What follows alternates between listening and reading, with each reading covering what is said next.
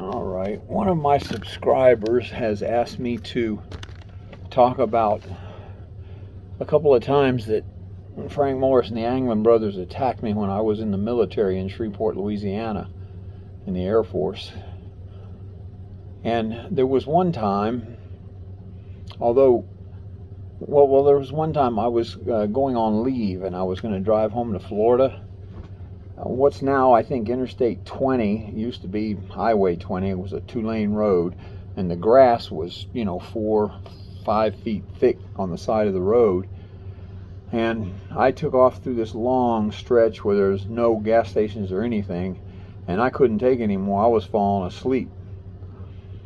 And I pulled off the road, and I fell asleep. And I woke up when the cop lights pulled up behind me.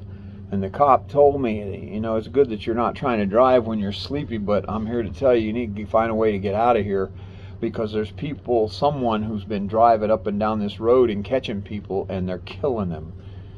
And, that's typical what these guys would do, because they're out in the middle of nowhere, and it's a dark road. There was no moon. I mean, you couldn't see anything.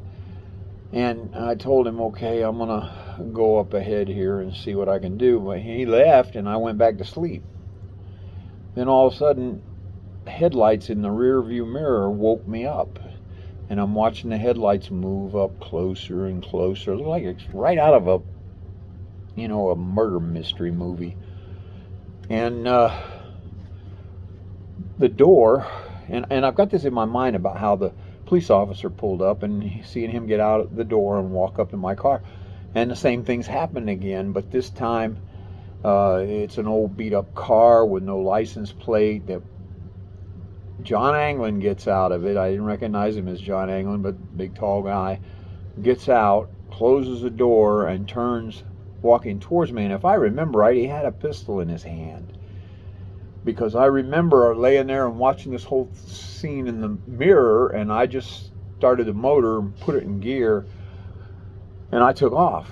And I went to the next town, and I stopped at a restaurant, and I swear I think they came in and sat at the table next to me and maybe even spoke to me, but because they knew I wouldn't know who it was or whatever. But that was the end of that one.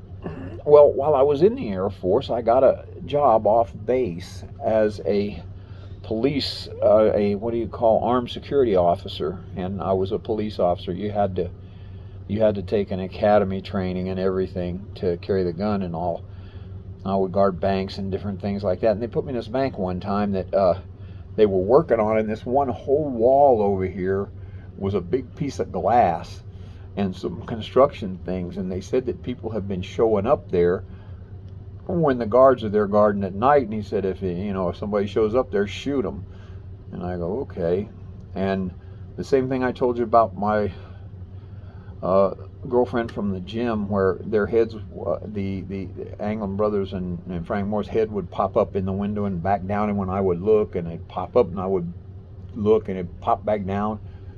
They were doing the same thing there. I would see something out of the corner of my eye, I'd look, and they'd be gone, and I'd go over there and look around. There was nobody.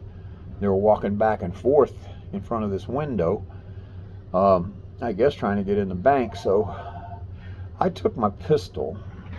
There's a sofa sitting in the middle of the building, facing away from that glass window that I told you about. So I took my pistol and I put it right here, and I sat there and pointed it at the window, and I swear I think I fell asleep and slept all night. But when I woke up in the morning, I was still alive. And Frank mentioned something to me about it, that I'd been sleeping on duty, but I had a gun, so they left me alone. In Mexico City, he told me that next time I saw him over there. Not in so many words, but that's what they told me.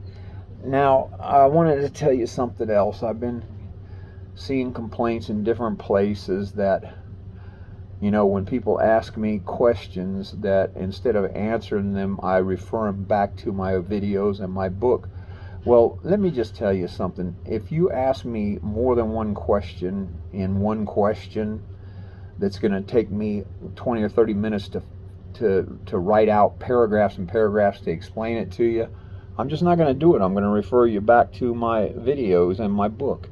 And one of the biggest things that really gets on my nerves is most of the questions that you're going to ask, I've already answered them in other videos. Now, you really want to make me angry? When I do a video today, ask me a question that was answered in the video I did yesterday, because that tells me you're not even looking at the videos. You just stumbled onto this one and you're trying to be a smart ass and trying to show me how much you know, or convince yourself how much you know. I spent the whole afternoon arguing with a guy yesterday trying to make him understand. There's a lot of people out there that are mental cases. They don't really care about this. They just want to prove me wrong. Well, you prove me wrong, you're not going to do it through me. You're going to have to find another way to do it, and if you can prove me wrong, I will give you $200,000. Matter of fact, I'm thinking raising that to $1 million, because you're never going to be able to collect it anyway. I am telling you the truth about everything that's happened to me. I have no reason to lie about it. And besides, I'm a busy man. I don't have any time to fake this. The only reason I'm doing it is because I finally, since YouTube came along and everything, I have an outlet where I can let the world know the truth about the Zodiac Killer and all these other things that Frank Morris and the Anglin brothers did.